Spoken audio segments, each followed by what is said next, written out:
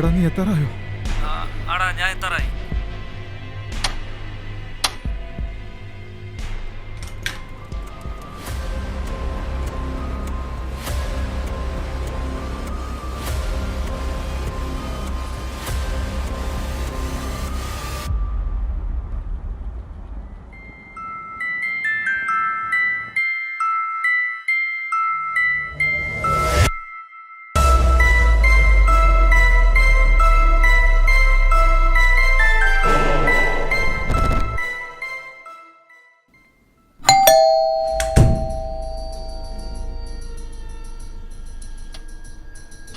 എടാ നിന്നെ ആരെങ്കിലും കണ്ടായിരുന്നോ? ഇല്ലടാ, ഞാൻ ചർച്ച് റോഡിൻ്റെ അവിടെ ബൈക്ക് വെച്ച് നടന്നല്ലേ വന്നത്. എന്നാരും കണ്ടില്ല.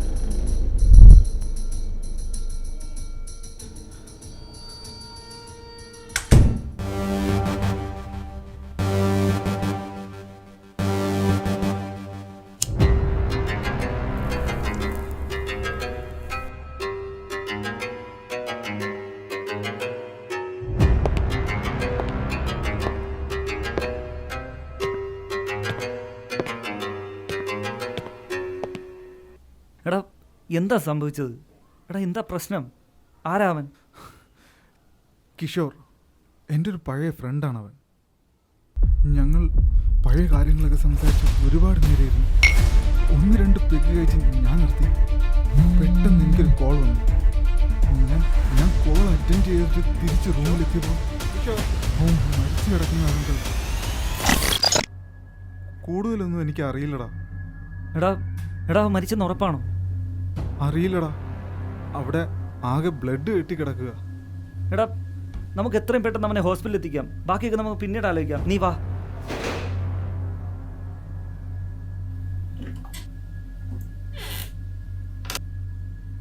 എവിടെ അവ? എവിടെ? എടാ സത്യമായിട്ട് അവ ഇവിടെ ഉണ്ടായിരുന്നടാ, ഞാൻ കണ്ടതാടാ. എടാ സത്യമായിട്ട്. എന്നിട്ട് അവ എവിടെ? എടാ സത്യം, അവന്റെ കയ്യിലൊക്കെ ബ്ലഡ് ആയിട്ട് അവ ഇവിടെ ഉണ്ടായിരുന്നതാ. നിനക്ക് പലതും തോന്നും. നീ വാ വാ വാ വാ വാ. ചുമ്മാതല്ല, ഈ ഭാഗത്ത് നിന്നാലേ മരിച്ചുപോയ നിന്റെ അപ്പൂപ്പൻ വരെ മുമ്പേ വന്ന് നിൽക്കുന്നതായിട്ട് തോന്നും, മനുഷ്യനെ വട്ടാക്കാനായിട്ട്. നീ ഇരി.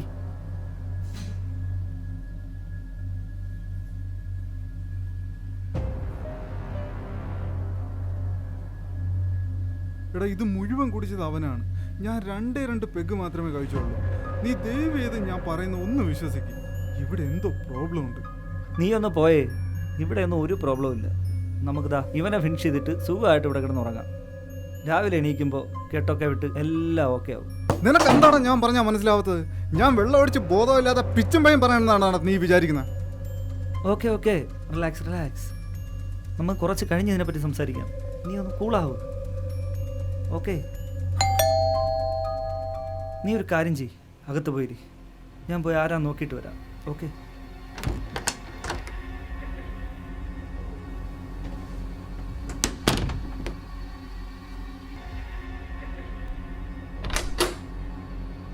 ആരാ?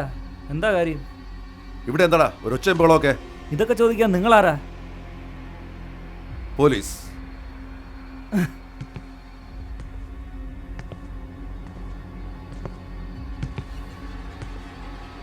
നിന്നെ കണ്ടിട്ടെന്തോ പന്തികനുണ്ടല്ലോ. സത്യം പറയടാ, ഇവിടെ എന്താ നടക്കുന്നത്? സാറേ ഇവിടെ പ്രശ്നമൊന്നുമില്ല സാറേ. എന്താ കാര്യം? കുറച്ച് സമയമായിട്ട് വല്ലാത്ത ഒച്ചയും ബഹളമൊക്കെ കേൾക്കുന്നുണ്ടല്ലോ. എന്താണ് ഇവിടെ പരിപാടി? സാർ ഇതെൻ്റെ ഫ്രണ്ടിൻ്റെ ഫ്ലാറ്റാ. ഞാൻ അവനെ കാണാൻ വേണ്ടി വന്നതാ.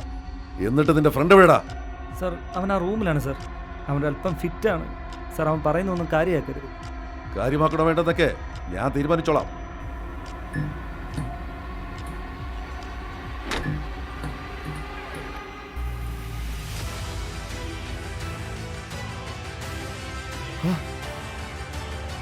സത്യം പറയടാ, ആരാടാ ഇത്? സാർ എനിക്കറിയില്ല സാറേ. ഞാൻ റോഷൻ മാത്രം ഉണ്ടായിരുന്നു സാർ ഇവിടെ. നീ എന്താടാ പൊട്ടം കളിക്കാം? സാർ എനിക്കറിയില്ല. ഇങ്ങോട്ട് മാറിക്കടാ.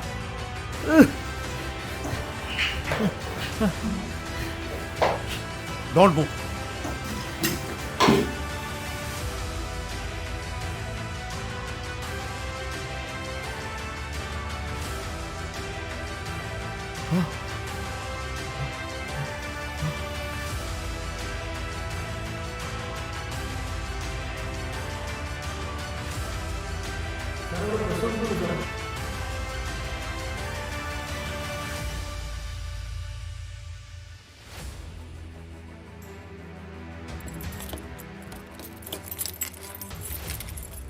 ഇതാണ്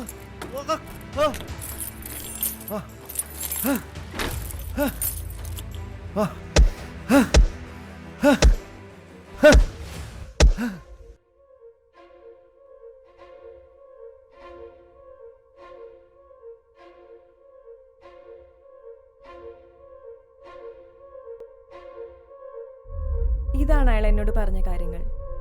ഇത് ഭയങ്കര കൺഫ്യൂസിങ് ആയ കേസാണല്ലോ മാഡം. എനിക്കിപ്പോഴും ഇതിനെക്കുറിച്ചൊരു ക്ലാരിറ്റി കിട്ടുന്നില്ല. ഡോക്ടർക്ക് ഒന്നുകൂടി ക്ലിയർ ആയിട്ട് ഈ കേസ് ഒന്ന് എക്സ്പ്ലെയിൻ ചെയ്ത് തരാൻ പറ്റുമോ? ഓക്കെ, പറയാം. അതിനു മുമ്പ് സാർ അവിടെ കണ്ട ഇൻസിഡൻസ് ഒന്ന് പറയാമോ?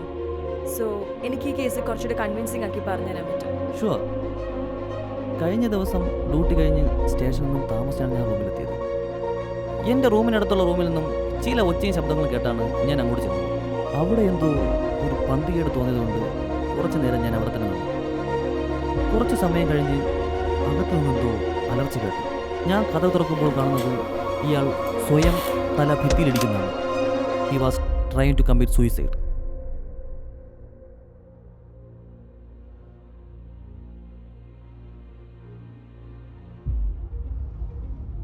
ഇയാളാണ് ക്രിസ്റ്റി, എൻ്റെ പഴയൊരു പേഷ്യൻ്റാണ്. ശരിക്കും എന്താണ് ഇയാളുടെ problem? Any psychological disorder? Yes, a severe psychological disease. He is suffering from schizophrenia. Schizophrenia? ഒരു വ്യക്തിയുടെ ചിന്തകളെയും പെരുമാറ്റത്തെയും പ്രവർത്തനശേഷിയെയും ബാധിക്കുന്ന വളരെ സീരിയസ് ആയ ഒരു മാനസിക രോഗമാണിത്.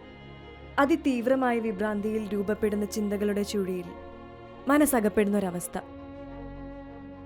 ഇനി ക്രിസ്റ്റി പറഞ്ഞ കഥയിലെ സംഭവങ്ങളെ ഫ്രെയിം ബൈ ഫ്രെയിമായി ഞാനൊന്ന് എക്സ്പ്ലെയിൻ ചെയ്യാം.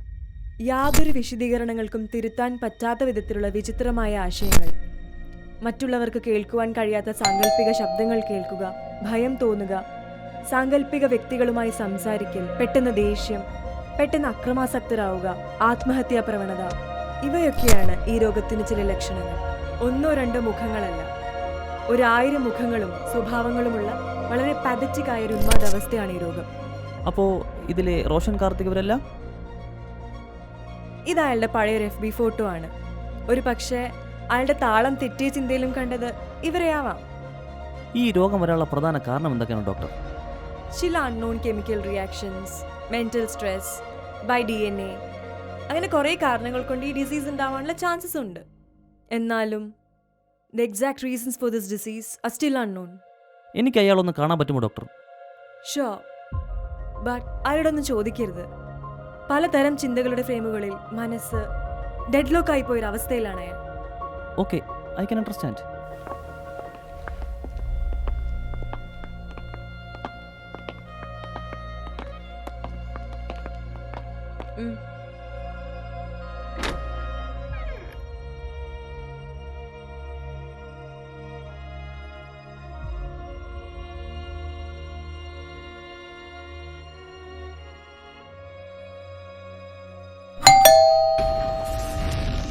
ഒന്നോ രണ്ടോ മുഖങ്ങളല്ല, 1000 മുഖങ്ങളും സ്വഭാവങ്ങളും വളരെ പാതറ്റിക് ആയ ഒരു ഉന്മാദാവസ്ഥയാണ്.